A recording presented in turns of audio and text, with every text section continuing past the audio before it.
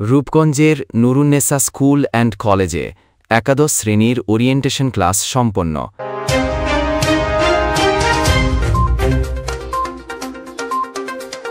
অপরূপ TV online. রূপগঞ্জের Nurunnesa school and কলেজে একাদশ শ্রেণীর ওরিয়েন্টেশন ক্লাস সম্পন্ন। রিপোর্ট নিজস্ব প্রতিবেদক। রূপগঞ্জের দাউদপুর ইউনিয়নে অবস্থিত নুরুন্নেসা স্কুল অ্যান্ড কলেজে 2025-2026 শিক্ষাবর্ষের ওরিয়েন্টেশন ক্লাস সফলতার সাথে সম্পন্ন হয়েছে।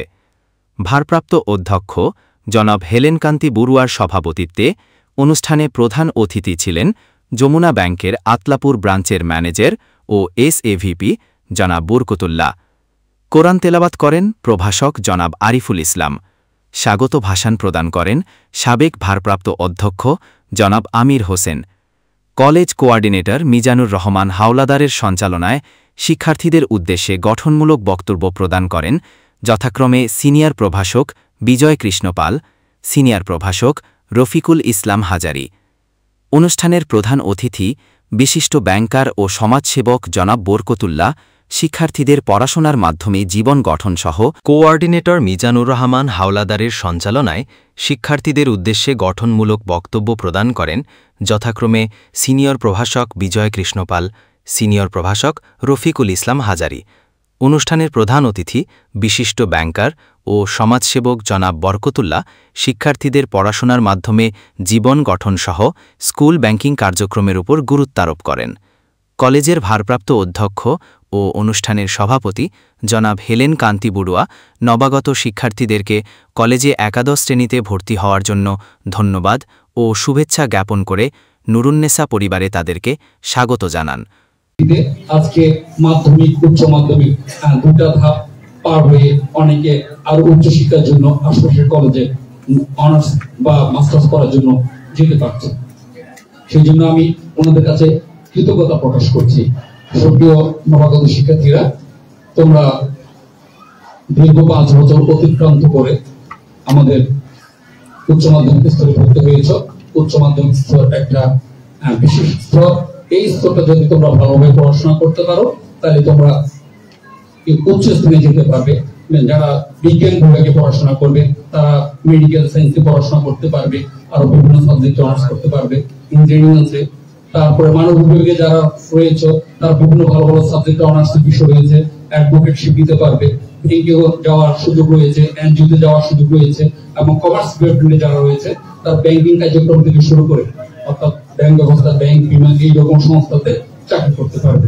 মূল কথা হচ্ছে তোমার যে সাবজেক্ট নিয়ে তোমরা পড়াশোনা করো না কেন, কিন্তু তোমাকে পড়তেই হবে। পড়া ছাড়া কোনো বিকল্প নেই। এই যে আজকেও আমি সকালবেলা আমার মেয়েকে, তোমাদের সাথে আমার মেয়েরও এই যে ওরিয়েন্টেশন ক্লাস শুরু হয়েছে। সেও ঢাকার একটা স্বনামধন্য প্রতিষ্ঠান, বিশেষত মেয়েদের জন্য স্বনামধন্য বলছি এই জন্য যে মেয়েদের জন্য হাতে গোনা যে কয়েকটি কলেজ আছে সিদ্ধ সেই কাজ করছে একটা কলেজ, বৃহৎ আকারের একটা কলেজ, এটা ইন্টার থেকে শুরু করে মাস্টার ডিগ্রি পর্যন্ত। ওই কলেজে সে প্রথম তালিকায় 1 নম্বরে গিয়েছিল, সে পেয়েছে। তাকে আমি দিয়েই তোমাদের কাছে আসলাম, তোমাদের মতো সে ওখানে ভর্তি হয়েছে। সুতরাং তোমরা আমার আমার ছেলে মেয়ের তুল্য। সুতরাং তোমরা কথা শুনবে, ভালো মনোযোগ সহকারে তোমরা পড়াশোনা করবে এবং নিয়মানুবর্তিতার মধ্যে হবে। কলেজে কিছু নিয়ম শৃঙ্খলা রয়েছে, এই নিয়ম শৃঙ্খলাগুলো তোমাদেরকে মেনে চলতে হবে। তোমাদের বড়দেরকে সম্মান করতে হবে এবং ছোট যারা রয়েছে তাদেরকে স্নেহ করতে হবে।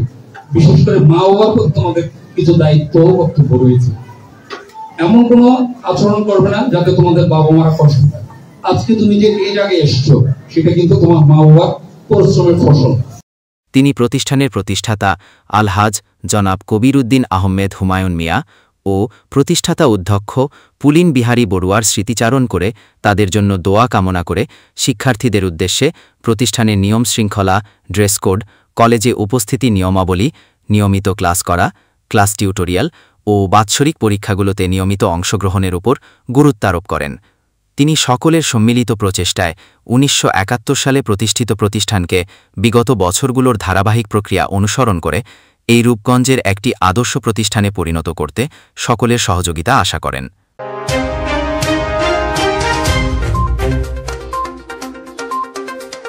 অপরূপ টিভি অনলাইন।